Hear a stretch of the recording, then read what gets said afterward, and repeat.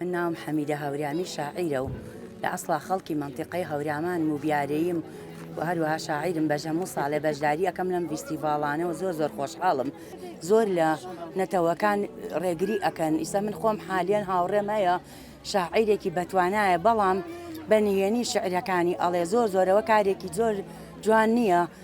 هیوادارم ئەو دایک و باوکانی کە مناڵێکیان پەرەیەکیان هەیە و زانستێکیان دیار ئەکرێ پەریان پێ بدەن و بۆ ئەوەی زانستەکان بەرەو پێش بەرن.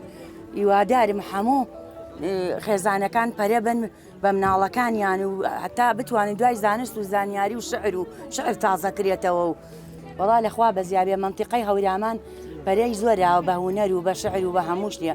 من خۆمێکێکیان شاعیرم، زۆربەی جار لە کۆڕەکانە لە منتیقەی هەورامان بانگێشم ئەکەن بۆ ئێرە، دەستخۆشییان لێ ئەەکەم و هەروەها بە تایبەتی هەورامەکان ڕێزی تایبەت دانێن بۆ ژنان، دەستخۆشییان لێ ئەەکەم، چونکو ژنیش نیوەی کۆمەڵە ئەبێتە هینە ئیحتیمامیان پێبین، چونکو ژیان بە ژنەوە ئەچێ بەڕێوە. هیوادارم ڕێزی ژن بگرن و توندوتیژی نەمێنن لە ناو خێزانەکانە و من لەگەڵ توندوتیژیان نیم قەت، چونکو ژن نیوەی کۆمەڵە و بڕواکە دایکی نیوەکەی تریشێتی.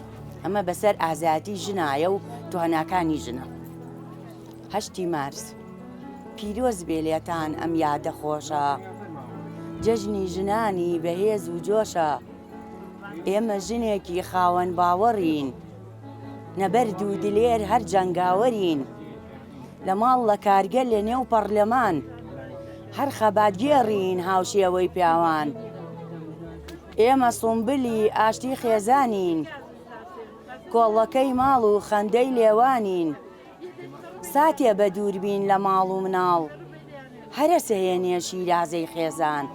ئەو ساتێ دەگەن تەنیایی چەوتە، ژیان بەبێژن زیندەگی سەختە. لە مێژ وتراوە ژنان دایکمانن، ژندایە گەورە و تاجی سەرمانن، ژندایە گەورە و تاجی سەرمانن. زۆر سوپاس.